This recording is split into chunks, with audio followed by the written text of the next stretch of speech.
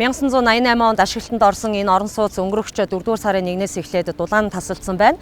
Орон нутгийн удирдлагуудын зүгээс орон нутгийг хөгжүүлэх сангаас 830 сая төгрөгийг зарцуулан 2025 оны 11-р сард 6 ширхэг халаалтын зуухыг угсарч ашиглалтанд хүлээлгэж өгсөн боловч харамсалтай нь мөн оныхоо 12-р сараас эхлээд тус 6 зууханд эвдрэл гэмтэл үүсч эхэлсэн байна. За тэгээ зуухнууд нь одоо эн чинь барилгаас нь ахгуулаад бүх тоног төхөөрөмж одоо хүчит төхөөрөмжүүд бүгдийг 100% шинжилсэн. Гэтэл яагаад ганцхан өвлийг даахгүй эвдэрч байна вэ? Чанар ямар байна вэ? Орон нутгийн хөгжлийн сангаар хийсэн тэрийг хөрөнгө оруулалтын үр ашиг хаанаа байна вэ? Оршин суугчид маш зутруухан өвлийг өнгөрөөсөн. Одоо инженерийн ур чадвар яхан мөхс юм тазаасаа их мөхс.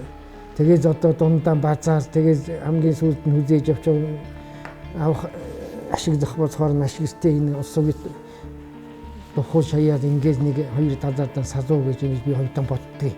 Тийм манаач нү те. Энэ нөгөө халаалтын 6 ширхэг зуухны нэг нь үү? Тийм. За.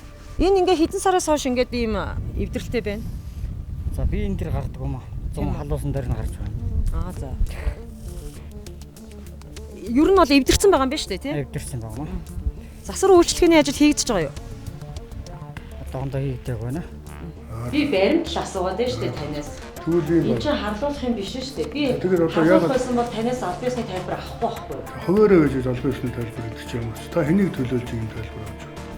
Би Монгол улсыг төлөөлж, Монгол улсын ард иргэдийг төлөөлж, мэдих эрхийг хангаж. Тийм. Заавал би албан байгууллагын нэр хийж орж ирэх хэрэгтэй гэсэн юм. Ер нь одоо энэ чинь та өөрөө энд одоо хохирсон иргэн юм уу? Эсвэл танд нэг хүн хүсэлт тавьсан юм уу?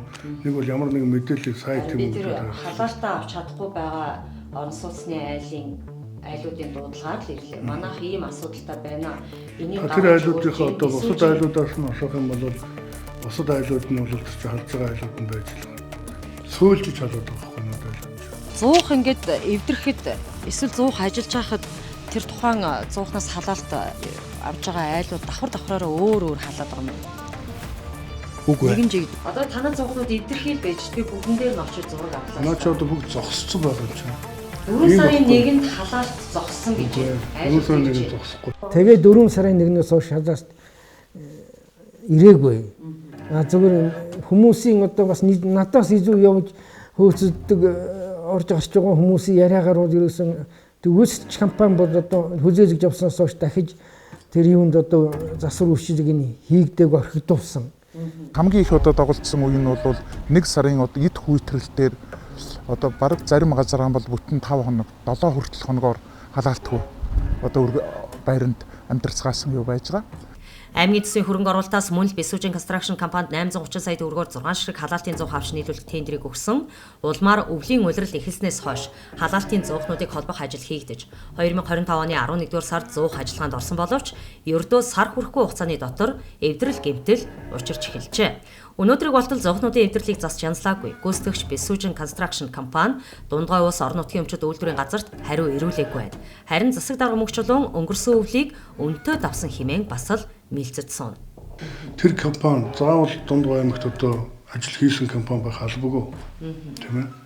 За нэг бол хэн ч орох боломжтой байхгүй. Дундгой аймгийн компани ч гэж болно, аймгийн бус компани ч гэж болно. Хамгийн гол нь тэр өөрөө тэр чиглэлийн ажлыг хийсэн тодлого туршлагатай компани байх хэрэгтэй гэдэг ийм шалгуурыг тавьж байгаа. Дээр нь хөрөнгө санхүүгийн хувьд одоо шаардлага хангадаг байх хэрэгтэй гэж байгаа. Тэрний дагуу одоо ингээд шалгаруулсан байх ёстой. Ер нь одоо аймгийн засаг даргаар одоо тэр компани одоо ямар компани орж байгааг ч мэдэгдэх.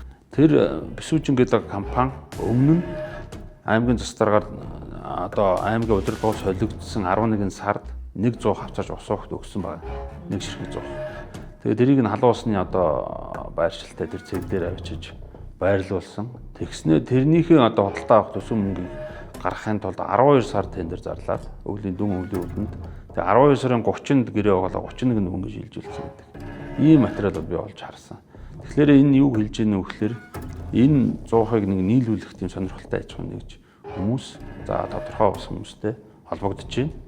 Тэгээд ингээ авчраад ингээ өгөөд араас нь тендер зарлаж байна. 100 худалдаж авсан 830 сая, дээрээс нь хог хаягдлын 8.6 тэрбум төгрөг гэсэн баха. Энэ үнийн дүнгуудын төсвийг бол засаг даргын тамирын газрын үйл ажиллагааны төсвийн хүрээнд энэ төлөвлөгдөж орж ирж иргэдийн урлаар батлагдсан төсөв. Үгүй шүү дээ. Хаанаас хэн энийг тогтоож төсвийг баталчих вэ?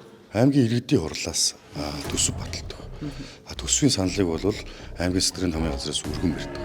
Харин тийм би тэрийн процессыг л Аз. асуусан тийм. Тэгэхээр энэ төслүүдийн үнийн дүнгийн саналыг бол мэдээж иргэдийн урал руу засаг даргын томьёо газраас оруулсан байх ёстой шүү дээ тийм ээ. Тийм манайхаас оруулсан. 600-ыг нийлүүлж байгаа. Тэр 600 бол тендер шалгаруулалт нь ийм одоо Монголын 100% үйлдвэрлэгч бас өрсөлдөөд бодлонтой болоод ингээд хэрэг зарга үүссэн юм байл.